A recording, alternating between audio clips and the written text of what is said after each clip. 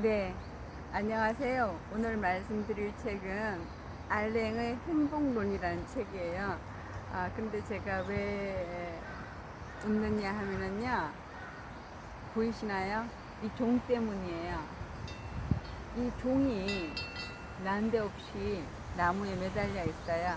그래서 우리가 종소리 들으면서 행복론에 대한 이야기를 해요. 근데 이 종을 제가 보니까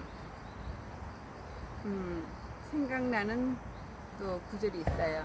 여기 이분 18세기 말부터 19세기 초까지 사셨던 이 알랭이라는 철학자의 이야기가 92편이 여기 실려 있어요. 근데 그 중에 한 편이 참을성인데 제가 왜 종을 보면서 이 구절을 생각했는지 같이 나누고 싶어요. 네, 여기 소제목은 참을성이에요. 그리고 이때가 18세기 말이라는 시점을 생각해 보면 이 사람이 말하고자 하는 기차 여행에 가는 의미를 조금 더 이해할 수 있으실 것 같아요. 제가 읽어보겠습니다. 나는 기차를 타려고 할 때 항상 이런 말을 듣는다. 몇 시가 돼서야 도착하겠군. 아주 멀고도 지루한 여행이 되겠는데 이렇게 생각한다는 거예요. 그런데 이 알랭, 이 철학자는 그렇게 생각하지 않는다는 거죠. 어떻게 생각하느냐 하면은요, 기차 여행은 가장 생생한 쾌감을 주는 일이 될 수 있다. 하늘과 땅의 색깔, 지평선 끝을 중심축으로 해 커다란 수레바퀴가 돌듯이 스쳐 지나가는 사물들, 이 모든 것이 파노라마처럼 열리고 또 그와 같은 광경을 차창으로 볼 수 있다는 것을 알려준다면 모든 사람이 다 그것을 보기를 원할 것이다. 그리고 만일 발명가가 기차의 진동이나 여러 소음만 없애준다면 기차 여행은 더욱 멋있을 것이다. 이렇게 얘기를 하는 거죠. 그런데 놀라운 것은 우리가 기차에 오르자마자 이와 같은 놀라운 것들을 공짜로 가질 수 있다는 거죠. 그렇다, 공짜이다. 당신이 지불한 것은 운임이지 산을 보는 경비, 들을 보는 경비, 들판을 보는 경비를 지불하지 않았잖아요. 지불하지 않았는데 기차여행을 함으로써 다 볼 수 있다는 거예요. 그러니 이게 얼마나 멋진 일이냐, 그것이 이제 이분의 그 이야기 같아요. 당신이 지불한 것은 운임이지 골짜기, 강, 산을 구경하기 위한 비용은 아니지 않은가. 인생은 이와 같은 생생한 기쁨들로 가득 차 있다. 그래서 제가 이 종을 보면서 이 구절이 생각났어요. 제가 여기 와서 책을 읽는데, 책을 읽고 유튜브를 하는데 제가 종을 보러 온 건 아니잖아요. 그런데 이 종이 주는, 이 낡고 녹슨 이 종이 주는 기쁨이 있고 선물이 있고 저를 위해서 마치 준비해 준 듯한 사랑이 있는 거잖아요. 그래서 인생은 이렇게 예측하지 못했던 어떤 선물, 이렇게 나무에 달린 녹슨 종, 이런 것들이 기다리고 있듯이 이분도 기차 여행이라고 하는 것을 하면은 사람들이 지루하다, 뭐 멀다 그렇게 생각하지만은 이분은 기차 여행을 하는 그것이 기차를 탔지만 그 스쳐 지나는 파노라마처럼 스쳐 지나가는 수많은 그 풍경들에 대한 그또 기쁨으로 느낄 수 있으니까 이 기차 여행이 얼마나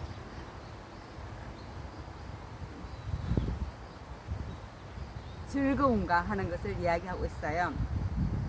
그러면은 이제 사람들이 반박한다는 거죠.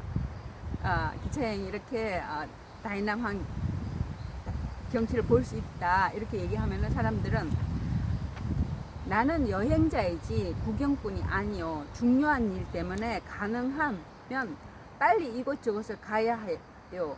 나는 그 일만을 생각하고 있어. 나는 시간과 바퀴 회전을 세고 있어.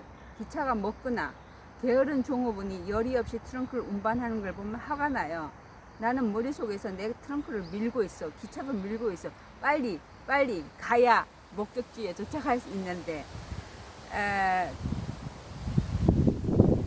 인간이 약간의 혈기라도 남아있는 한 이것은 당연한 일이고 불가피한 일이라고 생각하여 이렇게 얘기했어요. 그래서 이제 거기에 대한 답으로 이 알랭 철학자가 말하기를 분명 바람이 많이 분다 그죠? 제가 바람이 불어서 나왔어요. 분명 혈기가 있다는 것은 좋은 일이다. 하지만 지상에서 승리를 획득한 동물은 가장 성급한 동물이 아니었다. 그것은 사리를 분별할 줄 아는 동물, 가장 적절한 시기를 위해 정념을 보류할 줄 아는 동물이었다. 따라서 무서운 검수사는 발로 마룻바닥을 구르며 자기가 어디로 가는지도 모르면서 나서는 사람이 아니다.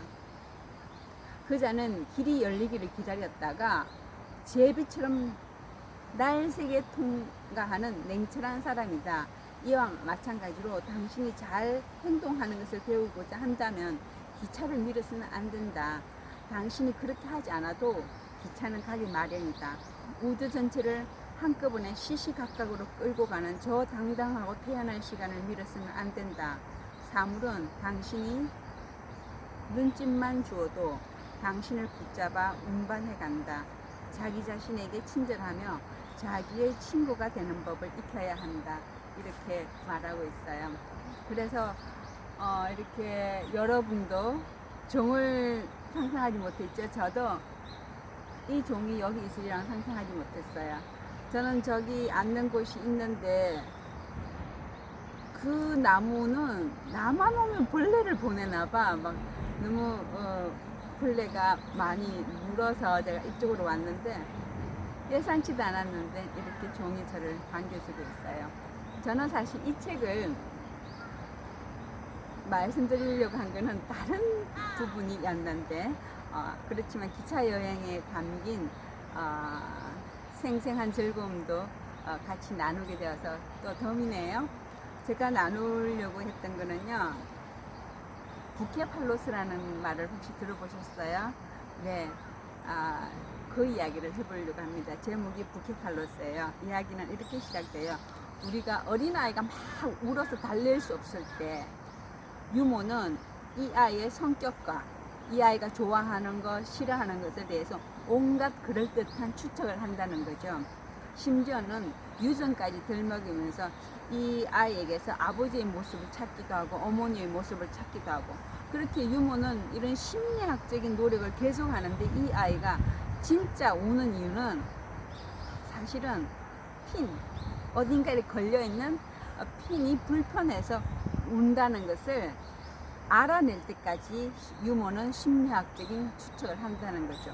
여기서 왜 얘를 유모라고 들었는지는 아마 프랑스 19세기 말에는 그 유모들이 아이를 많이 키웠나 이런 생각을 하게 되네요. 시대적인 배경을 봐서.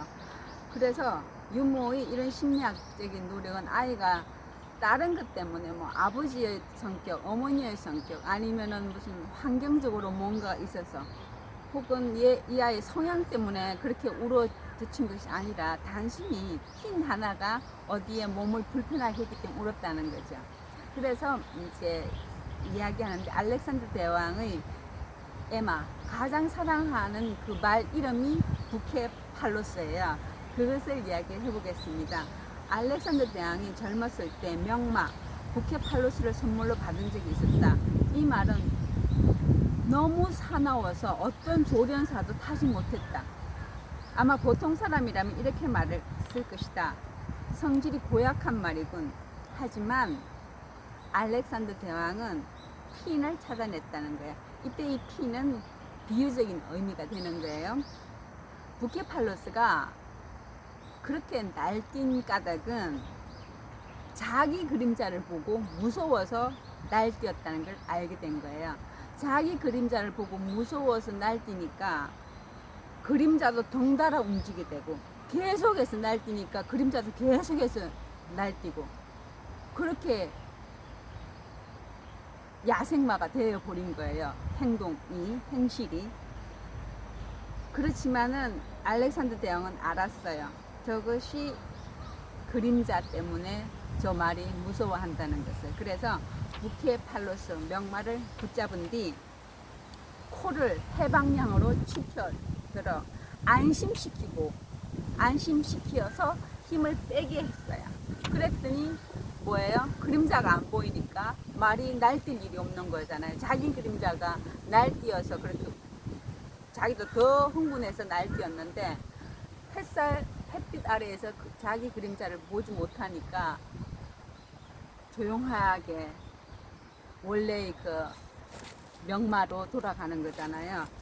이처럼 아리스토텔레스의 제자인 알렉산더 대왕은 인간이 정념의 진정한 원인을 알지 못하는 한 이 정념에 대해 무기력해질 수밖에 없다는 사실을 이미 알고 있었다, 이렇게 말하고 있습니다. 그래서 조금 더 이야기를 해보면은요, 많은 사람들이 공포를 느끼는 이유를 논리적으로 설명했다. 하지만 공포를 느끼는 사람은 그런 이유를 들으려 하지 않는다. 그는 단지 심장 박동과 맥박 뛰는 소리만을 들을 뿐이다. 머리로 생각하는 사람은, 잘 들어보세요. 머리로 생각하는 사람은 위험에서 공포를 추론해내지만 열정이 있는 사람은 공포에서 위험을 추론한다는 거예요. 그러니까 위험과 공포를 생각을 해볼 때 무엇이 먼저냐, 위험이 먼저이냐, 공포가 먼저이냐. 머리로 생각하는 사람은 위험에서 공포를 추론했지만 열정이 있는 사람은 공포에서 위험을 추론해내는 거죠. 하지만 이 둘 다 오류를 범하고 있다는 거예요.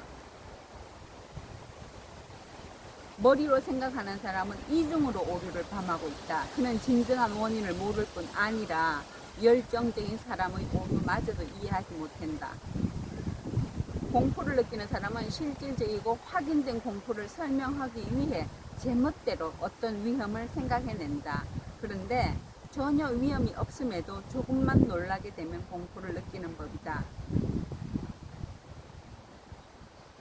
그렇게 되어 있어요. 그러면서 이런 말도 재밌어요. 너무 오래 써 있으면은 어떤 사람은 초조함이나 짜증을 느끼잖아요. 그러면 사람들은 저 사람이 그냥 오래 서 있으니까 짜증이 난 건데 그것을 다르게 또 해석을 하는 거죠.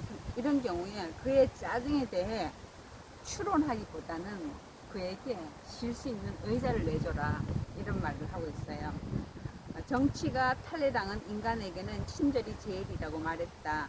그는 이 말을 하면서 그가 생각할 수 있는 이상의 것을 말하는 셈이다. 그는 상대방이 기분 상하지 않게 하려고 핀을 찾아냈던 것이다. 그러니까 우리가 어떤 다른 사람에 대해서는 혹은 나 자신에 대해서는 말할 것도 없고 뭔가 불편한 것을 발견했으면 그것은 막 이렇게 뭐 추론하고 논리적으로 머리로 생각하기 이전에 아주 단순한 핀 하나가 문제일 수 있다는 거죠. 그것이 핀이 무엇인가를 알아내면 그 핀을 제거하면 되는 거잖아요. 그것은 어떤 때는 어린아이가 누워있는데 맺혀있는 어떤 그 물리적인 핀일 수도 있고, 또 그 명마가 자기 그림자를 보고 놀랐던 그런 공포감일 수도 있고, 그 핀을 찾아내는 작업, 그것이 아마 이분이 행복론에서 말하고자 하는 키워드가 아닐까, 그런 생각을 해봅니다. 네, 감사합니다. 종소리 한번 쳐볼까요? 오늘은 계속 종 칠 것 같아요, 제가. 네, 다음 시간에 만나요. 바이.